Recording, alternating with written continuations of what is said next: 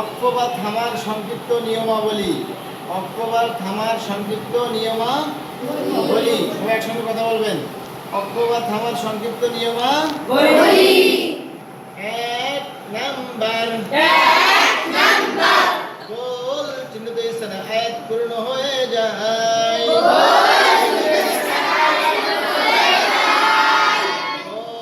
চিহ্নিত স্থানে আয়াত পূর্ণ হয়ে যায়। পানে থামতে কিতাবে বলা হয়। দুই নাম্বার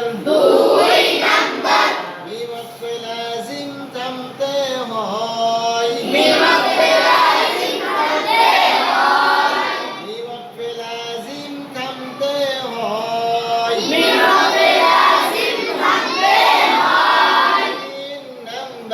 তিন নাম্বার লাম আলিফ ওয়াকফে আলাইহি মিলিয়ে পড়তে হয়। লাম আলিফ ওয়াকফে আলাইহি মিলিয়ে পড়তে হয়। একসঙ্গে বলেন।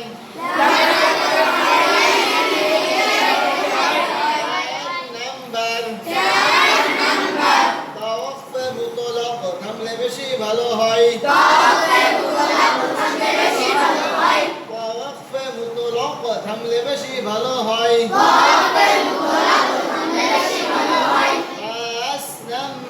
পাঁচ নাম্বার বিওয়াকফে জায়েজ থামলে ভালো হয়। বিওয়াকফে জায়েজ থামলে ভালো হয়।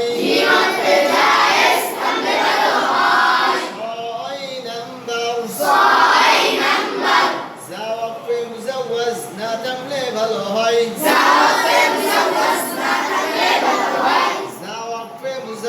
না থামলে ভালো হয়। সাত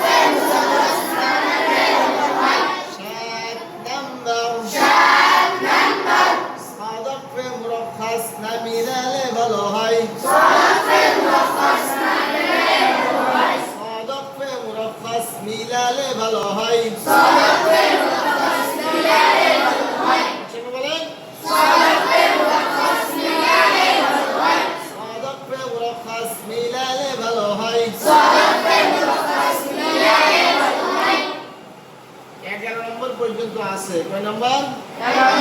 11 নম্বর পর্যন্ত আছে, কিন্তু আমরা আগে 6 নম্বর 7 নম্বর পর্যন্ত মুখস্থ করে নিচ্ছি। এজন্য হরফ কোথায় কোনটা আছে চিনে চিনে আমরা বুঝে বুঝে থামার জন্য। এরপরে যে 4টা আছে ওই 4টা আরো সুন্দর করে বুঝাই দেব। কিন্তু এই গোল চিহ্নিত স্থানে থেকে নিয়ে 7 নম্বর পর্যন্ত অর্থাৎ সদ ওয়াকফে মুরাক্খাস মিলালে ভালো হয়। আমরা যেখানে পড়া আমাদের শুরু করি যেখান থেকেই আমরা সদ ওয়াকফে থেমে যাই। থামা যাবে, কিন্তু মিলালে কি হবে? মিলালে ভালো হবে। জিম ওয়াকফে জায়েজ। জিম ওয়াকফে কি? জায়েজ। থামলে কি হয়? থামলে ভালো হয়। থামলে কি হয়? থামলে ভালো হয়। তার মানে বোঝা যাচ্ছে কি মিলালেও যাবে। থামলে ভালো হবে, কিন্তু মিলালেও যাবে। লে পড়াও যাবে। সেভ করো।